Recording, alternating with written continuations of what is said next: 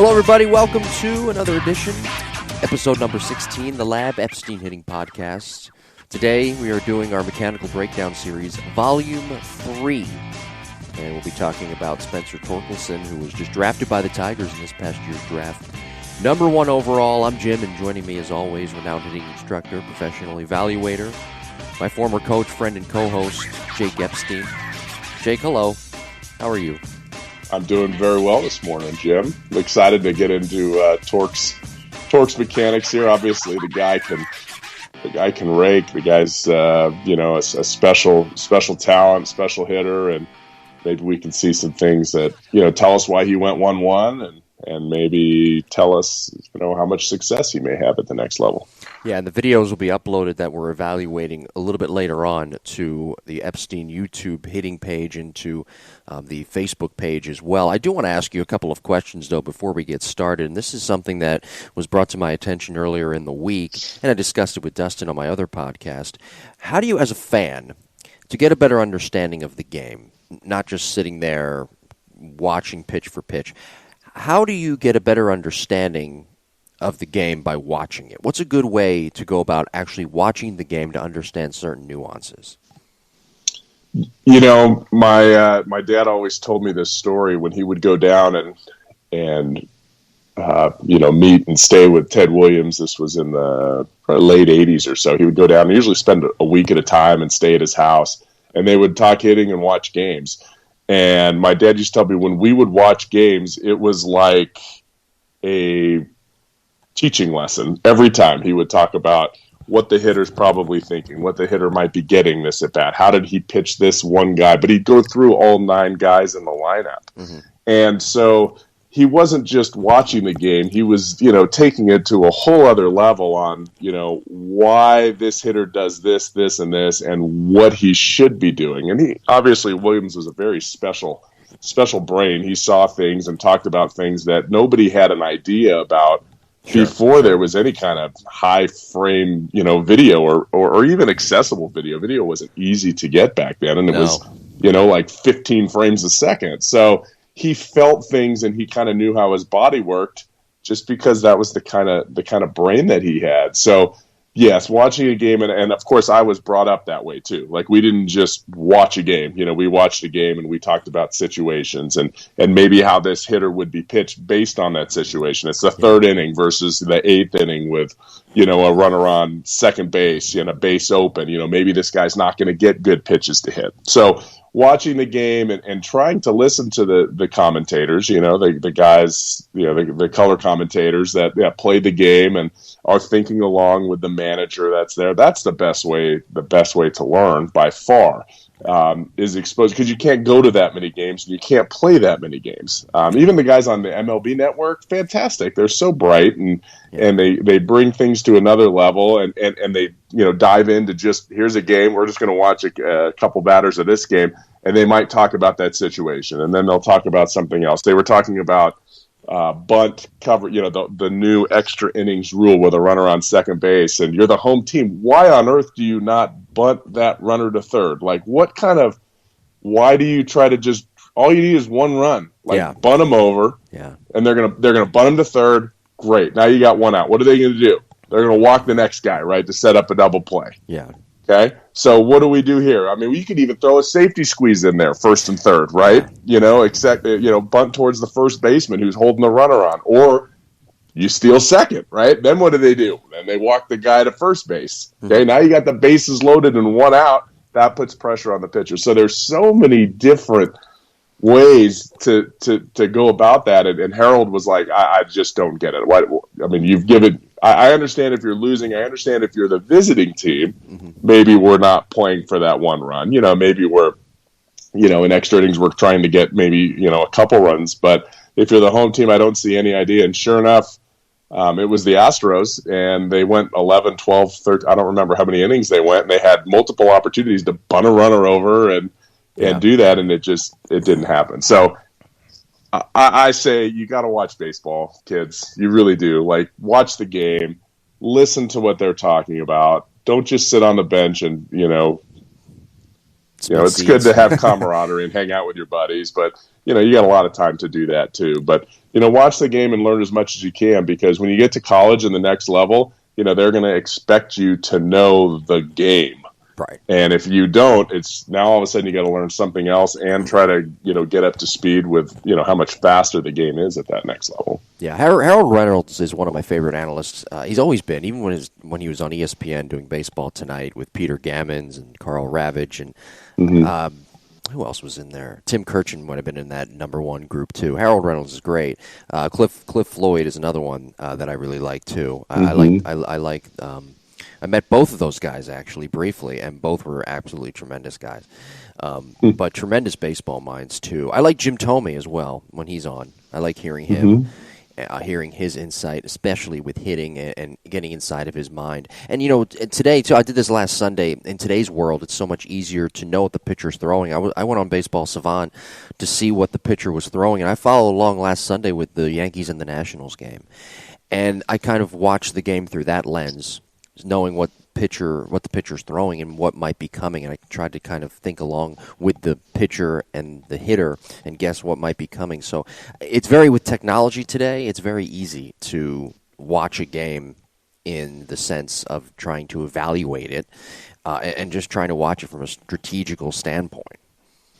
Absolutely. There's so many tools at our fingertips that, and you could overdo it, right? You could drive yourself crazy, and I don't know if we want to throw kids into Baseball Savant all the time, but just be aware of the situations, be aware of what the pitcher might do and talk to that player.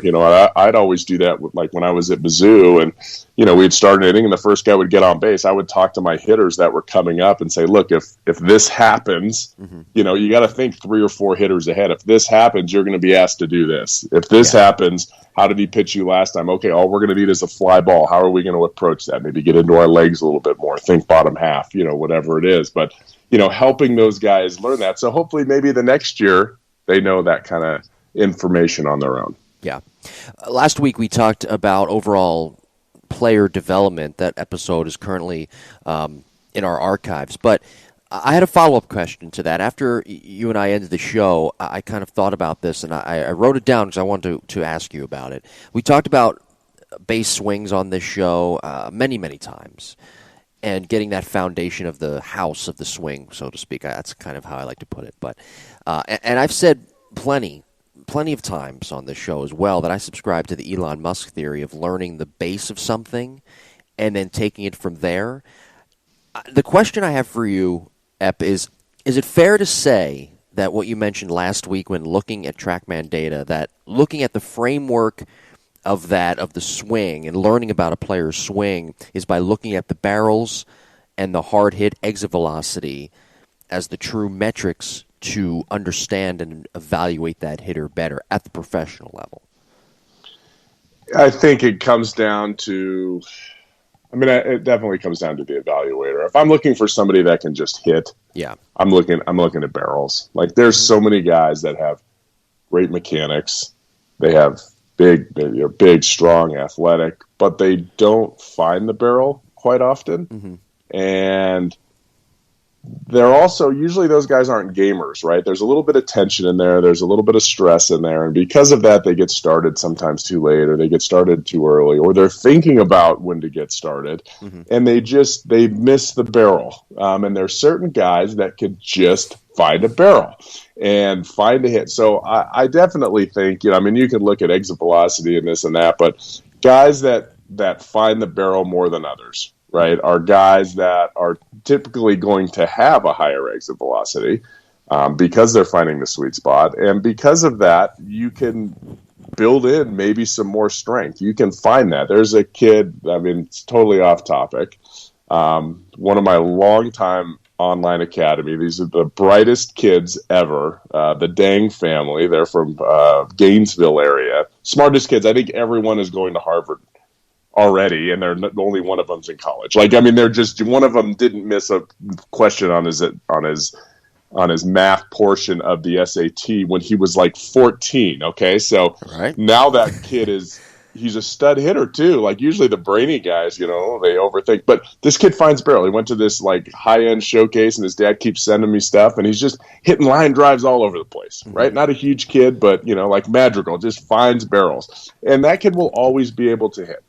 He will always be able to hit. Maybe he won't get big enough. Maybe he's not fast enough. Maybe he can't, whatever, play defense. But I know when he gets in the box, he's very relaxed and he lets his swing come through versus a guy that looks like his swing is going to come through and doesn't because of some kind of filter that goes in with his timing and rhythm and, maybe trying to do too hard. So I have that. That is a very important factor for me is, the amount of times that player hits the ball hard. Yeah. Because if they're hitting the ball hard, even if they're hitting it on the ground hard, those are small adjustments we could make to still find the barrel, right? He's still on time. He's still, making consistent contact. But now we're maybe making consistent contact with a different posture or possibly a different swing point or maybe just hitting a different part of the ball. I'm going to sound very elementary here when I ask this, but when you see a guy like the kid that you just mentioned or the family constantly barreling up baseballs, and you look at that data and you say, wow, that in a way is kind of eliminating for you as an evaluator overall and in player development, eliminating just another part of his game where you say, okay, that's a strength. We don't have to worry about that because of the amount of times he barrels up baseballs. He's always going to hit. Okay, now what does he have to work on, whether it's fielding, base running, footwork, agility, nutrition? I don't know. I'm missing base running. Am I kind of on track with that? Yeah, I think it's you take a huge factor, a huge piece of that development equation when you have a guy that can, quote, flat out hit. The guy that could find barrels and is comfortable in the box and has very good timing because maybe his vision is very, elite as well. There's so many factors that go into that, but and then it's for me, it's like, okay, there's less risk. I know this guy's going to find barrels. Like he's going to get hits. He might not have a high on base or a high slugging percentage at this point because he needs to get bigger and stronger and eat better and more athletic. But I know as he continues to mature, that's why they always say, oh, he'll grow into power, right? Yeah. He'll figure that out. Well, it's not like they just gained 40 pounds, from the age 21 to 25, right? They get immersed in the major leagues, right? And they see how other guys do it. And, maybe I need to sit back a little bit more. Or maybe my BP, instead of hitting ground balls to second, I'm going to try to hit line drives into the right center field gap, if they're a right-handed hitter, something like that. So they change their approach, but the whole consistency factor is Charlie Blackmon's the one of the best examples of that. Sure. We talked about him before. Like he always hit in the minor leagues. Yeah. And he didn't hit like he hits now. But he always hit. He always found barrels. And then as his beard grew, he became more of a power hitter. I think that's what it was. The beard and the mullet enabled him to, a real man pull into his caveman roots. Yeah. Well, we have a couple listener questions here we'll get to before we talk about Spencer Torkelson's swing. We're doing that today. It's our Mechanical Breakdown Series, Volume 3. But first, a couple of listener questions. We'll get them out of the way. First question comes from Bill. Hello, Bill. And his email address, first part is productive hitting. So thank you, Bill, for the email. He says, Jim, great stuff you guys are doing, of course. Right? Of course we are. You're right. Thanks, Bill. Thank you, Bill. Of course we are. We know this already. My question is, I just finished reading the book Swing Kings by Jared Diamond. By the way, Jake, I never read this book. I've only read your book that you and your dad co-wrote and Ted Williams' book about 1,000 times. I don't read any other hitting books. I should probably expand my horizon. But anyway, Bill says I just finished reading the book Swing Kings by Jared Diamond, which tells the story of obscure hitting instructors who made an impact on the careers of J.D. Martinez, Justin Turner, Josh Donaldson, and others. I found it interesting, but was curious as to why the author only made a brief mention of Mike and Jake Epstein, or just 3 pages. I felt Mike and Jake, true pioneers in the teaching of hitting, with a real connection to Ted Williams, who was mentioned throughout the book, were shortchanged. Mike and Jake deserved at least a chapter. I would have said at least 3 chapters. write the foreword of the book, for God's sakes. Jake, any thoughts? That's from Bill. Thank you, Bill, for the email. Yeah. So I don't know. I mean, that's the answer that I would give you. My dad was definitely the forefront person of changing hitting, and I've said this in previous podcasts. Back in 2000, I was still playing, but he spoke at the ABCA about everything that's going on today. That's 20 years ago. Yeah. And people looked at him like, he said the world was flat again, and he just climbed that mountain for like 10 years. I joined him on that climb, in the early 2000s. And man, it was rough. Like people are, they mean political type, statements and arguments. And this is the, craziest stuff ever. And, obviously we evolved into that. And where do you think all those people learned their information from? Well, they learned it from all my dad's stuff and all my stuff early on in the mid 2000s. Like we had videos out, they were the first ones available. So all those guys that worked with, Donaldson and Justin Turner and whoever you said, JD Martinez, where do you think they learned it from? Well, they learned it from all of our stuff. So, and there's a lot of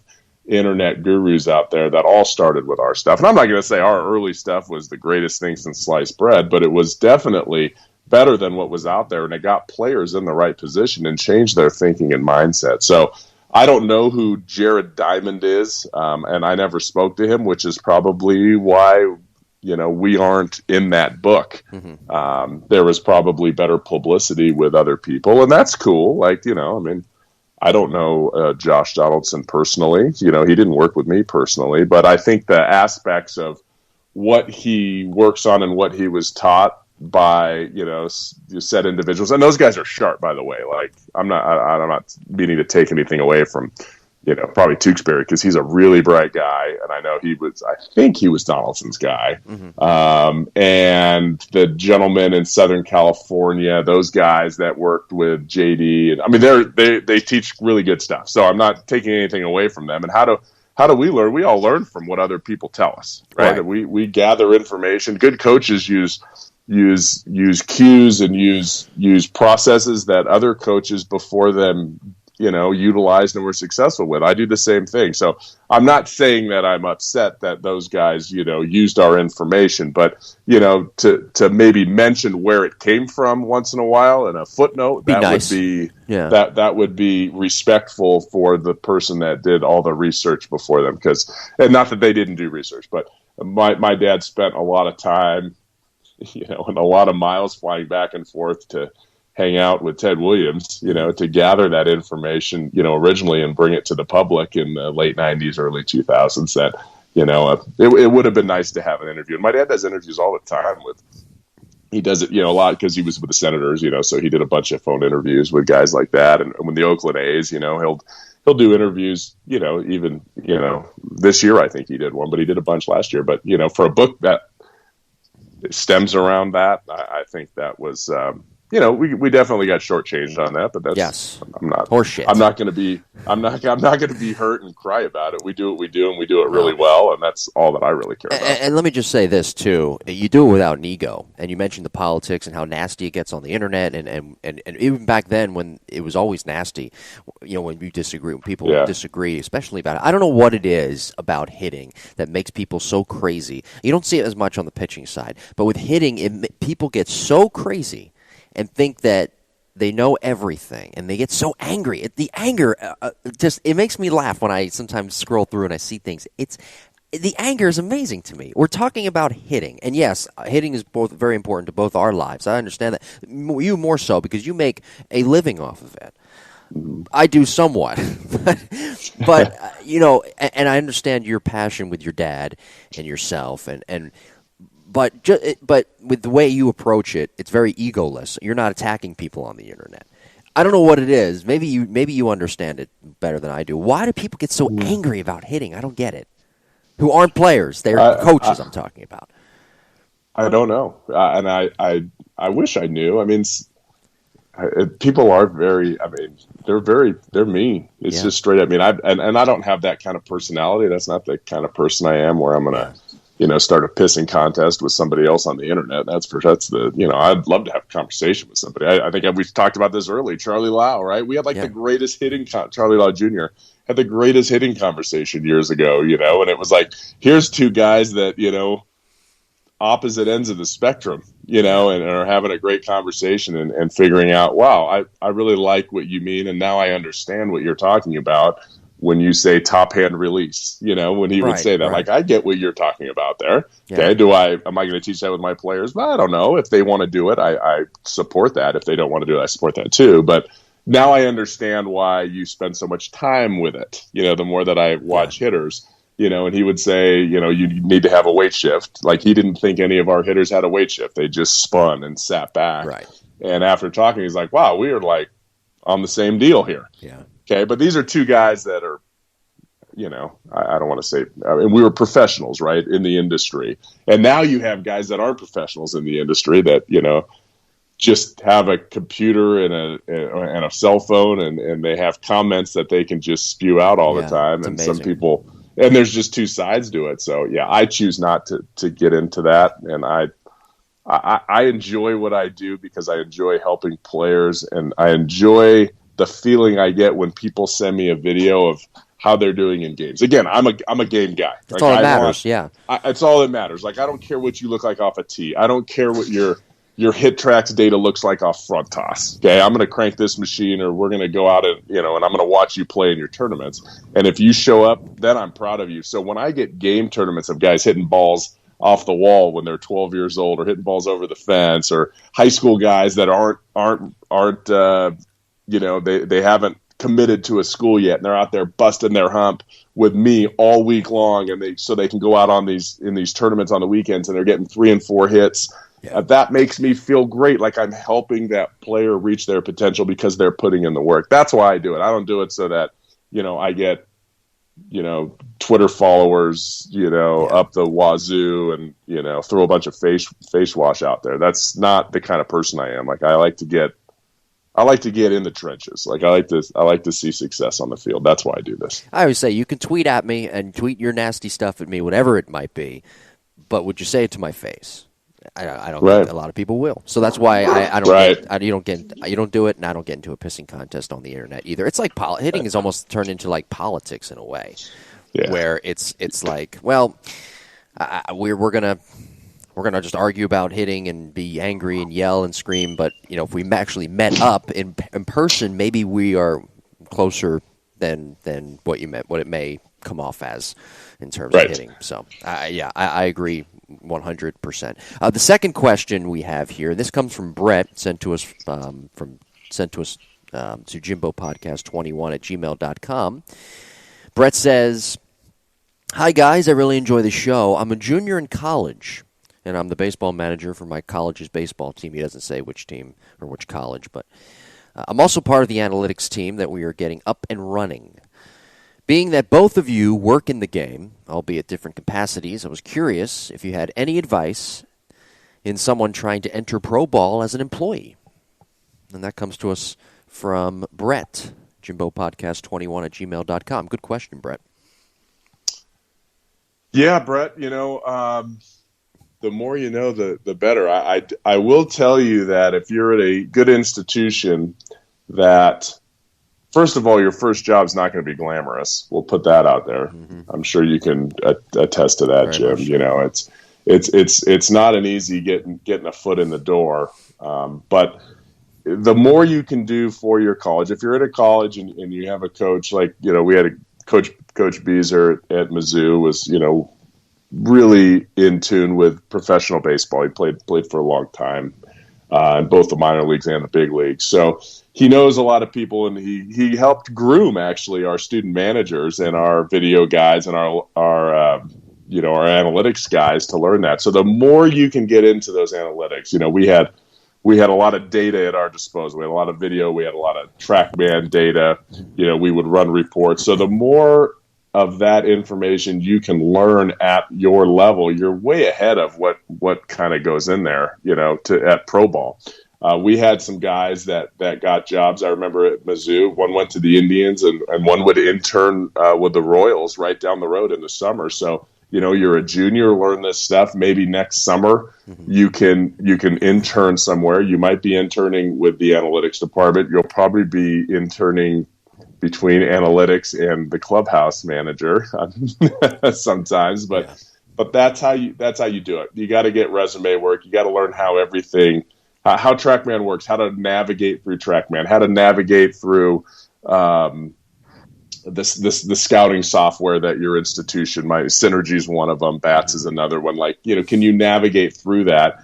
And then try to get yourself an internship in the summer. It might be with a minor league team. A lot of times it might be with, unfortunately, this year's kind of, we're kind of bummed out about it, right? Yeah. But, if there's a local minor league team in your area that has major league affiliation, maybe that's where you kind of start the process. So that's definitely my 2 cents, is to learn as much of the software and analytics side of it as you can. Be a hard worker, obviously.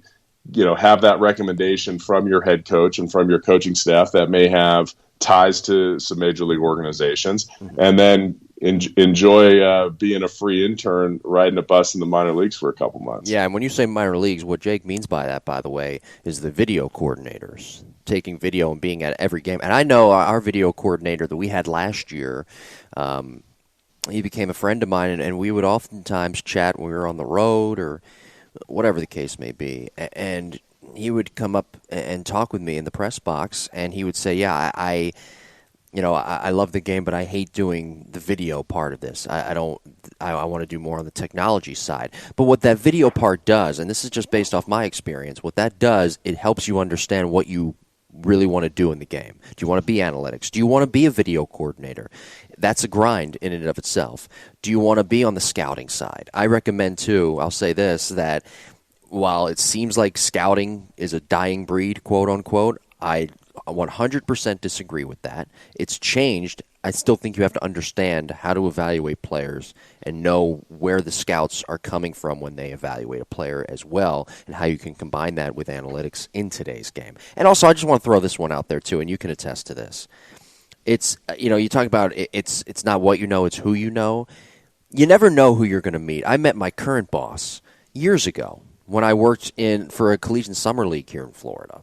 And then I went to independent ball, and then there's a job opening that I found out about. And again, I'm talking about myself here. I apologize, but I'm just kind of giving an example. And then there was a job opening with my current organization, and I emailed him, and I didn't know if I was going to get the job, if I was qualified.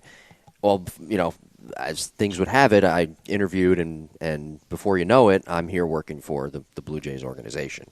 And I didn't even know years ago that he had as much power as he does. And he's happens to be the general manager of the Florida operations end of the Toronto Blue Jays. And it's networking. So you never know who you're going to meet. And again, I think you have to be careful with that, because there's a lot of stuff out there on the internet. But I do think that's unfortunately, that's life. You have to kind of sift through all that, and I mean we still do it every day at this point. Yep, it's just you never throw away a business card. Yeah, and never take some meeting for granted. That's for sure. But yeah, you'll get in there. There's openings, there's opportunities. You just have to get out there and find them and learn as much as you can. And if you can cut video, you're going to be ahead of the game. Yeah. All right, we'll take a break, and when we come back, we'll finally talk about Spencer Torkelson. By the way, if I threw away your business card, we wouldn't be sitting here chatting every week on a podcast. That's right. There you go. And if I was a bad instructor, we certainly wouldn't be talking on this podcast. All right, let's talk about the Online Hitting Academy at EpsteinHitting.com. With Epstein Online Hitting Academy, you receive interactive coaching, customized training plans, and in-depth video analysis of your baseball mechanics. And, of course, all of the packages feature video annotations and weekly training plans done by the man himself sitting across from me, Jake Epstein. It is a great way for players remotely to get better. It's the best. It's been the best for, I don't know how long we've been going, 6 years, 5 years. Just picked up, there's been a bunch of youth from the podcast that have joined within the last month and a half or so. I think we got a few dozen new players out there, and that's been a fun journey. I always enjoy when players, first get into the program and breaking them, down and figuring out, what exactly do you need versus somebody else. It might be a a leg thing, it might be an arm thing, elbows, whatever it is, and then working on that versus the players that have been in the academy for a couple of years that are sending me, game swings all the time. So I can see if their rhythm and timing is good, if I can see if, pitch selection is a problem, or if maybe one of their issues, quote unquote, decided to creep back in and they're in a little slump. So, the online academy, it was built custom made so that I could communicate with my players, because I had so many that would come in and train over Christmas break, over the summer months from all over the country. And I wanted to be able to continue that training without people having to fly in all the time. And it's been a great resource for them. And then, countless others that, around the country that, don't have their own private jet, right? They can just slide in a video and boom, let's get after it. Yeah. It would have been a great tool for your dad back in the day, him and Ted Williams talking with one another. Absolutely. Sign up now and relax, knowing there are no I'll say this twice, no long-term contracts. No long-term contracts. You can cancel at any time.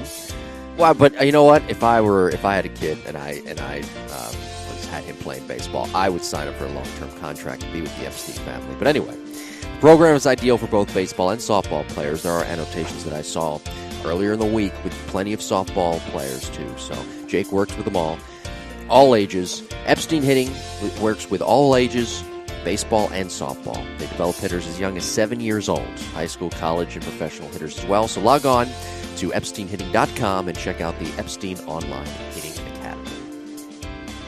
Be sure to like and subscribe to this podcast. Mondays, 9 a.m. New episodes. Our YouTube page up and running. We just had a new episode uploaded earlier this week, actually. It came out on Friday as an archived episode. New archived episodes, if that's a thing, every Friday at 9 a.m. Follow Ep and I at Epstein Hitting on Twitter and Instagram, at Jim Tara on both those platforms as well, and email us your questions. We've been getting good questions. We appreciate that. JimboPodcast21 at gmail.com. All right, let's talk shop. Breaking down Spencer Torkelson's hitting mechanics here on our Mechanical Breakdown Series, Volume 3. Just a little bit of background on Spencer, if you don't know. Selected by the Tigers.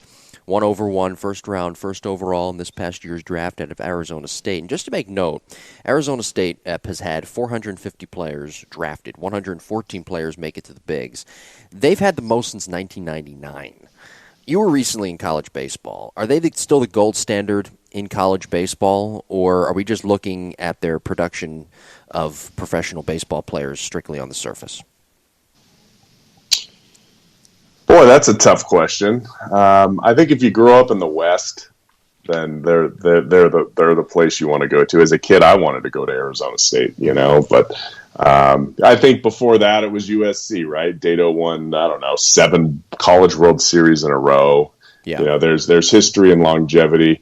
However, if you look at the last 10 years, I don't know when the last time Arizona State made it to the College World Series and won it. Mm-hmm. So I still think you're bread and butter, and I'm biased here because I coached in the SEC, and the facilities in SEC country, and at Texas A&M, it's pretty rough not to look at those facilities and those coaching staffs and the amount of players in the Southeast and say that they're not the gold standard nowadays. Or Texas Tech, for crying out loud. I mean, if we're going to go the last 10 years, Texas Tech, production-wise, now maybe not producing major league players because it's just been the last few years, but producing draft picks and producing success on the field and getting to the College World Series in the postseason, you can't leave them out of the equation. So, Arizona State, it's a beautiful facility. You got light air. You're in the Pac-12.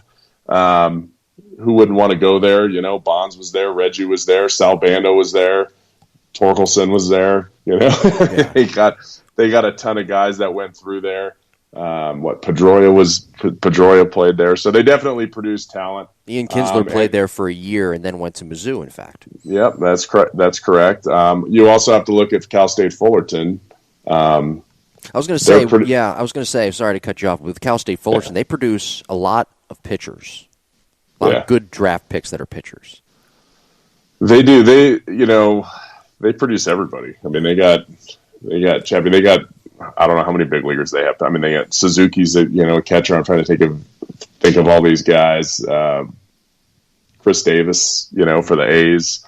He was a Fullerton guy. There's a lot of everyday players. Fullerton, Lorenzen, we can call him a pitcher, but he hits the jacks too. For the Reds. So yeah, it's hard to say. I mean, I always loved when I was at Fullerton and we played Arizona State. Those were my favorite games. Like, gosh, those were fun, and they were non-conference games. They were midweek games, and they were so passionate because you have these two programs that are vying to be the best in the West all the time. And you're in. You got UCLA, you got Stanford, you got University of Arizona down there too, that are all in the mix, but. Yeah, I don't know. I think Arizona. I'm sorry to get long-winded on this, but ASU is still top. If you're on the West Coast and you don't grow up in the Southeast, I think if you're Colorado and West, then Arizona State is about as good as it's going to possibly get. If you want to be a baseball player, that's where you want to go. Whether or not you get there, I don't know. Well, Spencer is a freshman at ASU. He had 320. 25 home runs, though. Then he had 350. And by the way, this is with the new aluminum bats that have the smaller sweet spot. No, these are not fake numbers. More resembles wood, right. Then he had 23 home runs his sophomore year, hit 351, 85 hits, 17 doubles, led the Pac-12 in multiple categories. And he was just 3 home runs shy of the ASU record until the season got wiped away this year. So however you look at it, analytically, traditionally, he was dominant. And I just want to throw this in there, too. I don't know if people know this. He wasn't drafted out of high school. He was a 3-sport athlete, but he didn't get drafted, and then he went on to dominate college baseball. It's amazing that this guy didn't get drafted in one of the later rounds.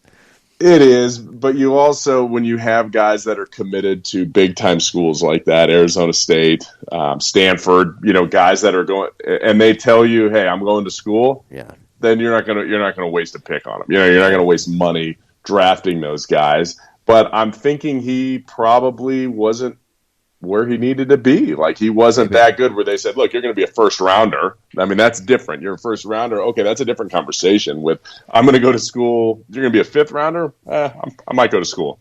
Yeah. A 10th rounder, I might go to school. But if they would have told him out of high school he'd be a first rounder, he obviously wasn't going to be a first rounder coming out of school. Coming out of high school. So yes, you're exactly right. That's something. Like, that conversation probably didn't happen. And so it was a no-brainer for him to say, I'm gonna go to school for 3 years. And those numbers are pretty incredible. So when you see numbers like that, you see, and granted, like, the air is it's a good. You want to play in Arizona. Like, playing in Arizona, that ball flies. You got light air, you got dry baseballs. It's not like Colorado where they're in a humidor now, right? Like like at the professional level, college balls aren't like that. So you have these balls that dry out, they travel further. It's a fun place to hit. You still got to find a barrel, and you still got to hit over 300 in a Power 5 conference. So obviously this guy is special. How special? And before we get into this, he must be special because he's a right-handed first baseman that went 1-1. Yeah. First basemen don't go 1-1 typically. Maybe Adrian Gonzalez, right? How high did he go? I don't know if he was 1-1. He was 1-1. Padres took him maybe 1-1. But he's a left-handed, smooth, first. This is a right-handed guy that can't play third. Well, he was a high school player too, Adrian Gonzalez as well. He was a high school player, right? Yeah. So here's a college guy that's kind of pigeonholed to first. I mean, I don't care if they say third base. He's not going to be a third baseman, right? So he's going to be a big first baseman. He's not going to contribute on a defensive end. He's not going to contribute in the outfield, running down fly balls and throwing guys out at the plate. So this guy better hit if you're taking him 1-1. That's what I put in. When you had guys like Asa Lacy and Austin Martin. That were in that same conversation. Martin can play center. Martin can play second. He can play short. He can play third. He can run. He's going to hit three. He hit. I don't know what he hit. Did he hit 400 in the SEC? Come on, man. That's not even. And you take this guy ahead of him. Yeah. There must be something really. Or Asa Lacy. You can put Asa Lacy in a bullpen right now. He's going to get guys out from the left side. Yeah. Like, that dude is unbelievable. I saw him, unfortunately, pitch in person too many times. When he was pitching against us, but. And you take this guy 1 overall. There's something special, and maybe that specialness comes with our swing breakdown here in a couple seconds. Yeah, so we're going to look at video 1 here, and again, this will be uploaded on the YouTube page and the Epstein Facebook hitting page as well. So let's look at video 1 here with Spencer Torkelson. Okay, I'm going to put you on, try to get you on speed. And for the record, everybody, just so we're all clear, Spencer Torkelson, the video 1, he's wearing the white USA jersey. He's wearing the white USA jersey. And in video 2, he is wearing the blue jersey. Okay, so we're going to break down Torkelson. This is a swing. I don't know the result. It was definitely hit hard on a good trajectory, so I'm thinking double, possibly a home run from his time on the Olympic team. So as we get into this swing here, you can see he gets a nice load into his rear leg, right, and into his rear hip.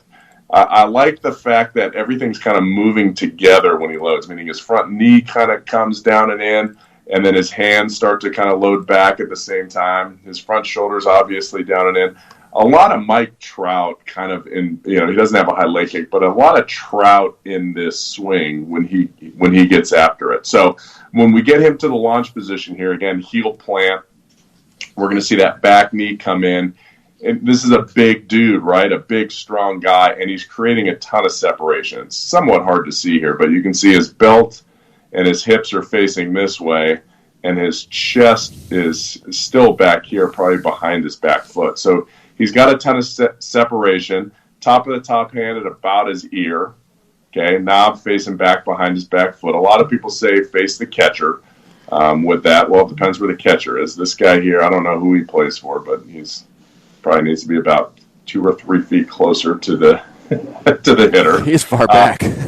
He's pretty far back, but that's okay. We're not talking about him. All right. So, again, great launch position here. So now as we continue through this swing, you see the back knee starting to come in. His head's going to stabilize here, usually a frame or two after contact.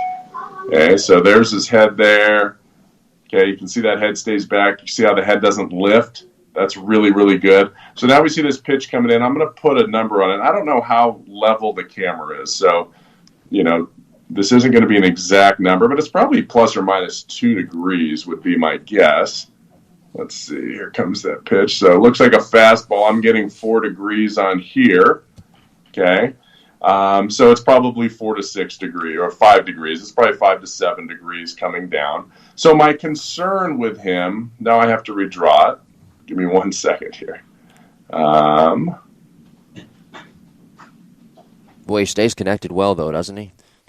He does. He has a very short move to the ball. That's what it means. His elbows, are pretty tight on this pitch. I don't know how in it was, but you can see that bat slot's right next to his shoulder, kind of as he starts to rotate and the ball comes into the screen there. So let me redraw that line again. I just wanted to zoom in. So here's the middle of the ball and the middle of the ball. Okay, so let's see what we got here. About 5 degrees again. Let's watch where his barrel goes. So you can see right here, his barrel drops below that line. So the ball is at his front foot. So this tells me a lot of what he's going to do. Now, if he missed this pitch and didn't hit it well, then it would kind of tell me, okay, maybe he just took a bad swing. But the fact that he barreled this means that this is probably a pretty typical swing of his. But you can see his barrel drops below that line somewhat significantly. If it drops below that line an inch, that's usually good. That will help get the ball in the air. If it drops more than that, then what happens is we have to make a correction. So if we look at his barrel path from here to the ball, he's probably coming up, I don't know, it's tough to tell, which, from there to there, it's probably like, close to 16, 15 degrees. And then it goes from here, it goes even steeper, which would be concerning to me. It goes to 26. So he's going from, down there all the way to 26 in 2 frames. Okay, so it gets a little blurry in here. Now, the good part is, notice how perfect his timing was. See where all those lines intersect there, okay, that's exactly where he hits it. Yeah. Okay, he hits the ball there, and then the ball's off the bat there, and now that ball is leaving. So this is not high enough for a home run, but the ball's leaving at 18. I guess if Judge hit it or Stanton with some kind of super 2020 COVID baseballs, they might go out of the park. But 17 degrees, that's a gapper. If he hit it over the shortstop's head, it's probably a double. If he hit it at an outfielder, it's just a single. But he definitely hit this ball pretty good on the barrel. But you can see that was his one spot. So what happens if our friend here is just a little bit early and he tries to hit the ball? And this pitch wasn't outside, right? You can tell by his elbows and how tight his elbows are. This pitch wasn't outside, and he let it get really deep. So what does that tell me? That tells me that he probably knows that when he lets the ball get deep behind his front foot, he's really good. Okay? Now, what happens if he hits a ball out by his front toes? Well, I don't know if he normally extends or not. I have another video we're going to look at. We're going to see if we get any more right arm extension. But my concern would be this frame here where he drops a little bit under, and then this frame out in front where he's way over. So to me, if he doesn't hit the ball, if he doesn't have perfect timing, and he hits the ball back here, he's going to pop it up, meaning if he hits it like here, he's going to pop it up. Or if he hits it here, he's going to top it and ground it out. So that's my concern as a development coach or as a scout. If I was looking at this swing, I would have concerns with that. Okay. Everything else looked good, but then, so I have this concern, right? Here's my concern. He's got a 4-inch window where he's going to be successful. And then I look at his stats and I say, this dude is really successful. Is he really successful in 4 inches? If that's the case, his brain and his timing and his rhythm and his thought process is off the charts. Okay? Sorry, just to cut in. Does this have to do with bat? I'm looking at. I'm frozen at the frame of where he's just at the point of contact, where it actually looks like he gets jammed. He doesn't. He actually gets barreled to the baseball. Is that a product though of bat lag, of really good bat lag? Because this is an inside pitch. No. It's not, because if you take it back to, so you have the frame where the ball's off the bat, where his barrel's on the inside of his left thigh, and then you take it back one frame, and then you take it back another frame. So you take it back 2 frames. If he had good bat lag, the knob of the bat would be even with his left elbow. Okay, and that barrel would be up higher. Okay, makes sense. So he's actually releasing the barrel a little bit early to get it to the ball, which is what you would do on an outside pitch to get to it. But I don't think it was outside based on what his hands look like at contact and where the catcher's set up and the catcher's arm. The catcher's definitely not reaching across his body. So this is, this could be good hitting, and again, maybe he had 2 strikes, right? Maybe he had 2 strikes. He was looking for a ball away. Guy throws it in. He alligator arms it and hits a ball to left field. But I've looked at a few of his swings, and this is very similar. Okay, this arm action where he doesn't really get his right arm extended is very common. He doesn't get to a full power V. Now, I have seen him get to that position in batting practice, which is a good sign, but not as much in games. So for me, this tells me he might get exposed with, different speed pitches. Okay, so this is, a little bit of a concern. So now what I'm going to do is I'm going to put, a side-by-side in here. And this is another swing from that same summer when he's on the Olympic team. Okay, and we'll take a look at this. So he has a blue jersey on now. Okay, so just zoom in here. And we'll take a look at this swing. Okay, so as he goes through, we're going to see the same load. We're going to see the same launch position. Okay, I mean, he's pretty darn consistent here with his load and launch. So that's pretty awesome, right? That's always good to see. Let me just drive that down. Very simple load. You come through, you can see that bat comes down next to the shoulder, and he's just a little bit, he dumps the barrel for what I'm looking for in my taste. He dumps that barrel a little bit earlier. Most guys are still going to be about here in this position. When that bat's in the approach position, when the barrel's parallel to the batter's box line, the knob's facing the pitcher, the barrel's facing the catcher. In that position, typically you want to see that knob out in front more and that barrel a little bit higher than what he has. He's got a little bit more slope there. Okay. So this could mean that this is more of a kind of a judge swing plane, I guess. That would be, definitely, if you have Yelich on one side and Judge on the other side, it definitely leans more towards that. Mm-hmm. I don't know if I would say Trout is going to be, Trout keeps that barrel up a little bit more in this position for sure. But as we continue here, it's another barrel. This is a barrel to right center. To me, it looks like this kid's going to be a right center field hitter. He has really good power to right center field because he lets the ball get deep, right? And if we bring this back, we're going to bring this pitch back again. Draw a similar line. Okay, so I'm going to draw a similar line here through the ball from here to here. You're drawing the line on the swing plane, correct? Yeah, the pitch plane. So drawing the pitch plane. So this one's at roughly 4 degrees. So 4 or 5, it's the exact same pitch he had before. Mm-hmm. But just notice how he lifts off of there. So that's my concern is he doesn't stay.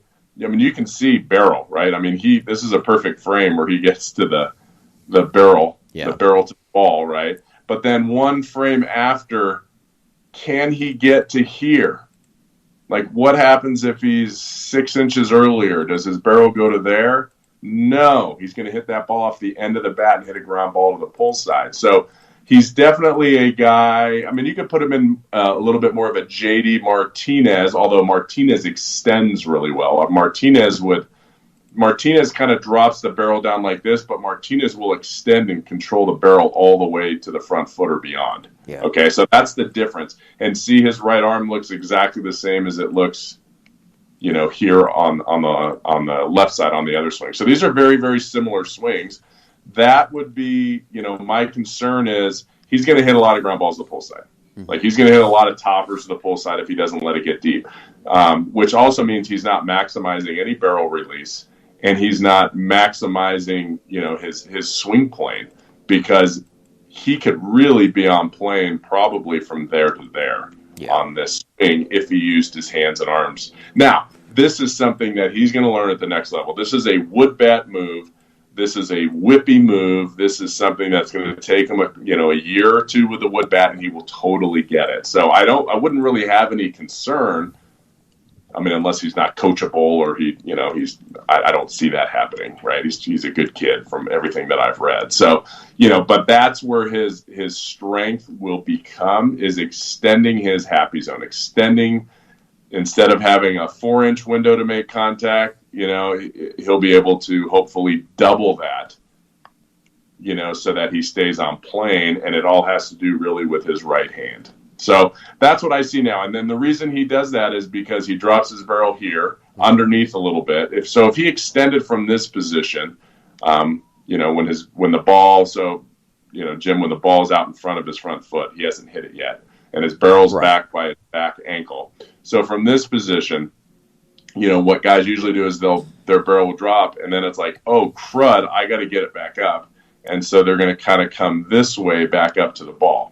Okay, he actually cuts that off a little bit soon, but that's the problem. Usually, you don't want your barrel. Most really great big leaguers that have success, their barrel comes down, and it doesn't really level off until about here, the inside of their left knee. Yeah. Then it'll start to kind of work up that way through the ball. So you can see he drops it earlier, and then he comes back up sooner.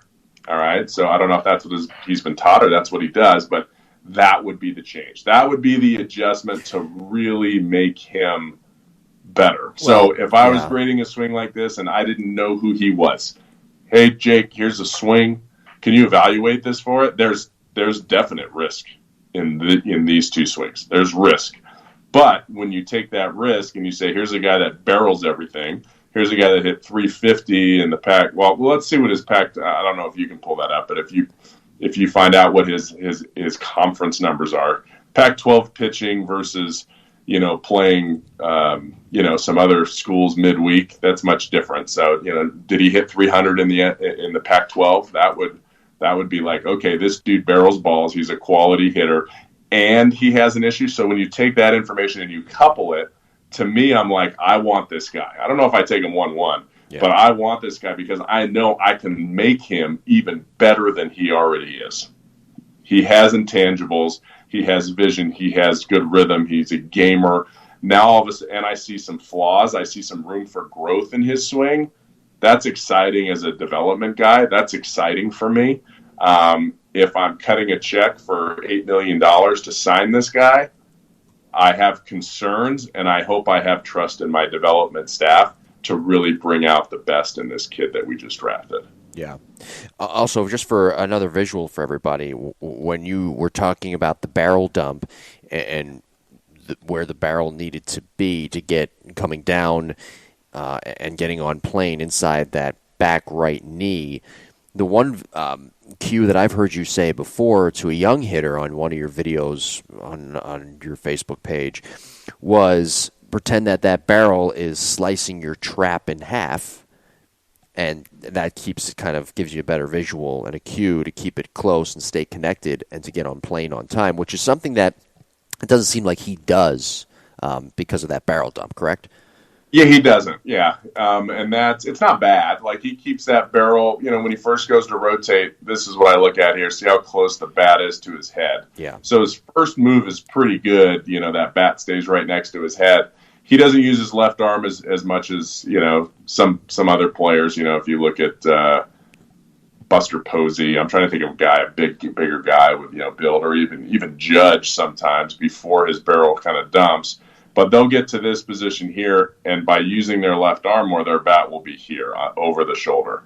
Okay, so if I bring him one more, their hand will be here. And that's using the left arm more, which is, he's a right-hand dominant guy. He uses his right hand more. Using your right hand is fantastic, especially out in front with wood to release that barrel. But using the right hand early in the swing typically isn't a great move, unless you're trying to do it to keep the barrel up, to keep the barrel more vertical. You see a lot of guys do top hand drills, but if you use your top hand... Because you're becoming pushy at that point when you're using too much of the right hand?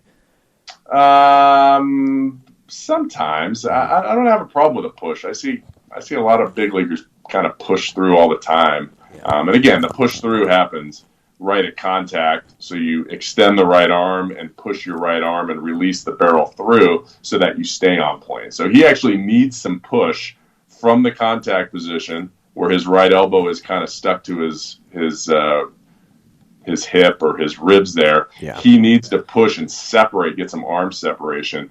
That will help him stay on plane. So, he definitely could shorten everything up and get rid of that little bit of a barrel dump, but you know what? To each his own. I mean, if these baseballs that we're hitting this year, they're hard. I mean, they got to be a little bit harder because I'm seeing exit velocities that are higher than I ever have before on balls that are hit higher than I've ever seen before. Then you know what? There's nothing wrong with Aaron Judge. He's got like 6 home runs already, right? I mean, this is a big, strong guy. You put him in Detroit. I don't know what right center in Detroit is. It's probably nothing like right center in Yankee Stadium, which is a really short porch. Let him do that. That's his game. And then you know what? He can cheat middle in once in a while once the pitchers make adjustment, and he's fine. Like, there's nothing wrong with a guy that can hit in the big leagues and hit 280 with 35 home runs or 265 with 35 home runs. There's no problem with that. But if you're trying to maximize this guy's potential, and he has that kind of hitting ability, I think he could probably hit, 315 and hit 30 home runs if he has that ability and the right swing. Yeah. A couple of notes here. I'm looking at his page on Arizona State's sports information website here. And to your question that you had about where his numbers laid in the Pac-12, well, he was first in home runs. This was his sophomore year in 2019.